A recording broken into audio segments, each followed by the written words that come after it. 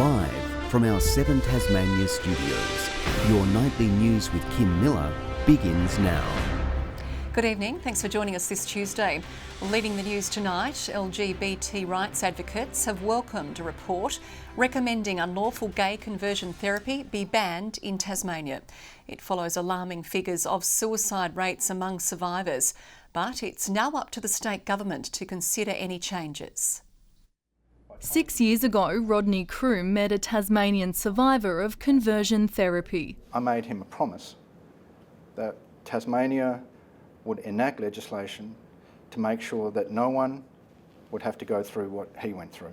The gay rights advocate was shocked to learn how common the practice remains today. 1 in 20 LGBTIQ+ people have been through formal conversion practices in Tasmania, sometimes in just the last couple of years. One support service says sexual orientation and gender identity conversion practices leave extreme and long-lasting impacts. People can suffer PTSD, anxiety, depression, suicidality, self-harm. And it still exists in religious organisations and at times unlawfully in some health settings. And particularly perhaps change in faith organisations to understand that this is not the right way to love and support people in your faith community. A report by the Tasmania Law Reform Institute found unlawful conversion therapy should be banned and several state laws should be changed for penalties to be applied. But the Australian Christian Lobby said the report is based on untested evidence and must be rejected. The Institute made 16 recommendations which aim to ensure effective law reforms, sanction misconduct and provide redress to victims. The state government says it will consider the report before bringing changes to Parliament. We look forward to reviewing the report, seeing what the advice has to say and no doubt consulting the community and forming a position going forward. A chance for those in power to right the wrongs of the past. Ainsley Kosh, 7 Tasmania News. Well, Dean Harris will represent Hewin in the Legislative Council. The independent candidate won the vote on preferences today, beating out Labor's Toby Thorpe. Dean is a son of former Liberal Minister Paul Harris, who held the seat for 18 years. It follows Tanya Rattray and Josh Willey being re-elected for the seats of McIntyre and Hewin. Labor's campaign focus today has been on road safety. The party says it will commit $540 million to upgrading roads across the state. The Bass Highway is getting increasingly busy. It's been the scene of a number of very tragic, fatal accidents, and it needs investment now. Meanwhile, the Liberals have matched a Labor pledge of $11 million to upgrade the Inghams plant in Sorell. The next federal government hasn't been elected yet, but it's already been put to task, with TASCOS calling for long-term public dental funding in Tasmania and a seniors dental benefits scheme. What we know is that 1 in 5 adult Tasmanians don't go to the dentist because it's too expensive. In addition to that, it's the funding to increase the services for both public and private businesses to serve oral health needs of the aged care residents. The Greens are also calling on the major parties to introduce dental into Medicare after the election. Local community members are going above and beyond in the fight against COVID, gathering preventative essentials for the elderly. It comes as doctors say now is not the time to take our masks off. Taking the fight against COVID into their own hands, a locally based COVID community group is creating Stay Safe packs, a collection of preventative items to help vulnerable Tasmanians. We've been creating Stay Safe packs to provide to elderly Tasmanians with the essentials that they need to stay as safe as possible. Face masks, hand sanitizer, disinfectant wipes and more are included in the bundles. We've sent 246 packs so far, and given that a lot of those have been to couples, that would be over 400 Tasmanians who have all of the essentials that they need to stay as safe as possible. Based out of Wagina Town Hall, Belinda and a group of 25 volunteers are sourcing, packing and delivering the kits free of charge to Tasmanians over 65. It's been really heartwarming to be a part of the project. The community support has been wonderful. The importance of preventative measures is timely as COVID cases spiked today. 1,216 new infections have been recorded. While another death has been confirmed, a man in his 80s in the south of the state. With a rise in cases, AMA are calling on the community to voluntarily wear masks while out and about.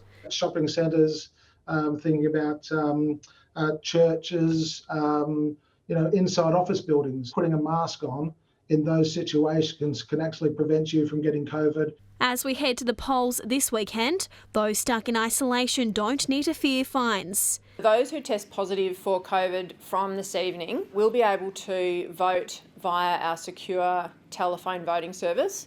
So this has been established as an emergency measure for this election alone. Social distancing and larger polling booth premises are a new addition to this election, one shaped by COVID.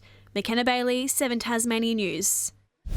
The father of a young woman who lost her life in a tragic road crash is calling for all drivers to be vigilant this National Road Safety Week. People want to have their loved ones get home safe every day without exception. So this National Road Safety Week, let's focus on ensuring that. From August 1, Tasmanian drivers will need to slow to 40 kilometres an hour when passing road assistance vehicles as part of the state government's Towards Zero action plan. Conservation groups have welcomed a win in a 7-year legal battle over land owned by Lions MHA John Tucker. It's now a 3-week waiting game to see if either party appeals the court's decision to prohibit land clearing on the Liberal member's Ansons Bay property. Tucker had proposed to clear 1,800 hectares of native forest for cattle grazing purposes. In Tasmania, in the last 3 years, there hasn't even been 1,800 hectares of forest cleared all throughout the state by all the other farmers. Conservation Trust is now turning its attention to other issues, including a tourism development on a Rosny Hill reserve. Hobart City Council is paving the way for a free city bus loop. A motion to explore the idea was unanimously supported at last night's meeting. The free loop would operate alongside existing public transport. Council will also consider the option of a free fare zone in the CBD for commuters travelling short distances. A northern sporting institution will close its doors next month after failing to secure a funding lifeline. Staff at the Launceston YMCA say they're saddened by the decision, which marks the end of a 142-year-old history. It's a notice Rachel Dobson never thought she'd be putting up on the YMCA Launceston's doors. The community sports centre will close on June 4 after failing to secure emergency funding. Really heartbroken, especially for the staff and the community. It's been a staple of Launceston for 142 years, but it's hit financial troubles. Now the 26 staff and 500 members face an uncertain future. With the variety of programs that the YMCA offers, I don't think that there's any like-for-like options or opportunities, especially the vulnerable groups that we serve don't really have any other options. Since announcing a month ago they were in financial difficulty, there's been an outpouring of support. I really want to reiterate how important those kind words and hearing those the ways that the YMCA has supported people in their lifetime has really helped us over the last few weeks in this really challenging time. But financial support has been absent. They haven't been able to secure funding from the major parties during the election campaign. While State Sport Minister Nick Street said in a statement that he'd been in conversation with the YMCA, but that it didn't have a viable business case. Their landlords at the Launceston City Council offered rent relief, but it still wouldn't have been enough. I thought that we would be able to secure the funding and provide a way forward, but unfortunately that hasn't come about. And now the community will have to find somewhere else to play ball. Josh Duggan, 7 Tasmanian News. Hosting some of the world's best players for the Women's World Cup could be on the radar for the Devonport Strikers. The club's Valley Road complex is set for a massive redevelopment. It might see some of the world's best athletes based in the region. The Devonport Strikers are one of the great modern dynasties in local soccer. However, their iconic home ground looks like it's from a bygone era. The facilities here would be around 60 years old. Our grandstand would be, if you have a look at it, it's probably showing its age, but that would be around 30 years old. The club is looking to bring Valley Road into the 21st century with a multi-million-dollar upgrade. Included in the proposal, a new grandstand seating 700 people with improved lighting and pitch upgrades. We can attract, major games here and continue to grow the interest in the sport. Hosting A and W League matches firmly on the agenda. Western United are already showing interest in making Devonport a home away from home. Western United have given us a letter of support indicating that they'd like to play games at Valley Road. The ultimate goal, hosting a team involved in next year's Women's World Cup, also a possibility. FIFA have taken strong notice of the investment that's gone into these facilities and the proactivity of our clubs and our councils. The project has scored a major funding commitment, the Liberals pledging $3.5 million.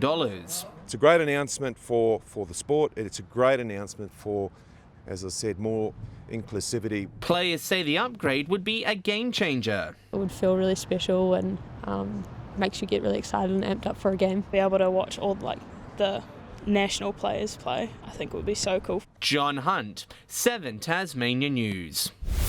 Students will be working to restore old bikes at a school on Hobart's eastern shore as part of an expanding mentor program. The Tasmanian Bike Collective has unveiled its newest workshop at Bayview Secondary College, which they say will promote positive mental health.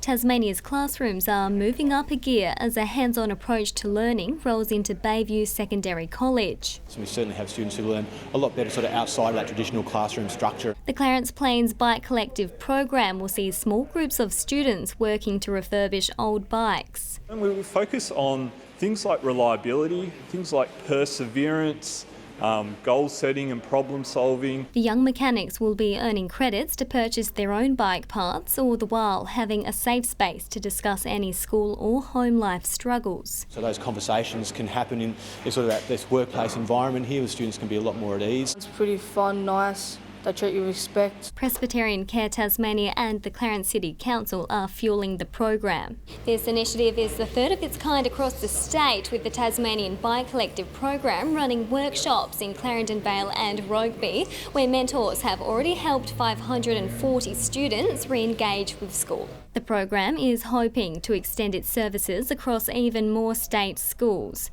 Brianna Boylan, 7 Tasmania News. The state's emergency and fire services are preparing to show their collective appreciation of their selfless yet often invisible volunteers by wearing orange this National Volunteer Week. It's a thankless task. They don't ask anything for it. They're out there doing the best they can, and people really need to rally around them and support them this week. The response in vehicles out the door every single day is undertaken purely by volunteers. If we didn't have a volunteer service, we wouldn't actually have a service. Officials are encouraging the community to take part in the initiative and spend a day in orange, with events taking place across the state. Tasmania will be heavily represented when Australia takes on England in cricket's Inclusion Series next month. 4 locals, including Launceston's Connor Shepherd, have been selected in the National Intellectual Disability Squad, while off the field, Liam Devlin will travel with the team as an assistant coach. Both say they are looking forward to facing the old enemy. It is a dream come true. Play against England. I know it's going to be a tough challenge when England are a pretty strong side. I think the only people that take it more serious than me are the boys who are going to be playing. They really look forward to this series. They will play 5 T20s and 3 one-day internationals. Good evening. Hobart, 14 degrees today. The northern centres all reached 15. Temperatures generally between 2 and 4 below average. Flinders Island and Friendly Beach is the top with 16 degrees. King Island, Wynyard, Low Head, St Helens and Bushy Park 15. Grove 14. Strawn 13. A top of 5 in Lyawini. Low-level cloud increased from the west today. To 9 a.m, 33 millimetres fell at Forthside and Lucaston. Today, up to 3 p.m, 11 millimetres, the highest reading at Mount Reid. An area of cold air is trailing the front, crossing our region. A spiral band moves near WA with an upper level cloud formation over central Australia. Tomorrow a trough moves our way. Following the front, an area of high pressure over eastern Australia and troughs over the far west. Winds tending west-southwesterly at 25 to 35 knots, reaching 40 knots over the south. Swells still big in western and southern waters at 7 metres. Gale warning, that's on for waters from Sandy Cape to St Helens Point and also from Wineglass Bay back around to Sandy Cape. A strong wind warning for the remaining waters, including the southwest lakes. Hobart, a high of 12 tomorrow with a shower or two. 11 the top for Geefston with showers and 9 in Bothwell. Launceston partly cloudy, 14 the maximum, 13 the high for Devonport, maybe a shower. Cressy 12 degrees, 13 for Burnie with showers easing, showery for Strawn 12 degrees. Curry windy and 14, 14 also for St Helens, partly cloudy for Swansea on 13 and also Orford. Showers easing from the west on Thursday, cool fresh southwesterly winds. On Friday areas of morning frost and fine apart from a clearing shower in the west, and on Saturday a fine partly cloudy day after another cold start. A possible storm over Perth, morning showers for Adelaide and a shower or two in Melbourne. Conditions drying out further north. Sunny and 20 in Sydney, 26 in Brisbane, fine, warm and sunny in Darwin. Cloudy weather around at the moment, 10 degrees in Hobart, 11 in Launceston, 12 in Devonport, and that's everything up to date as we continue National Volunteer Week. Something I enjoy, and as you know, Kim, I volunteer a lot of information. Yes, you too, Merv. Not much of it's very useful either.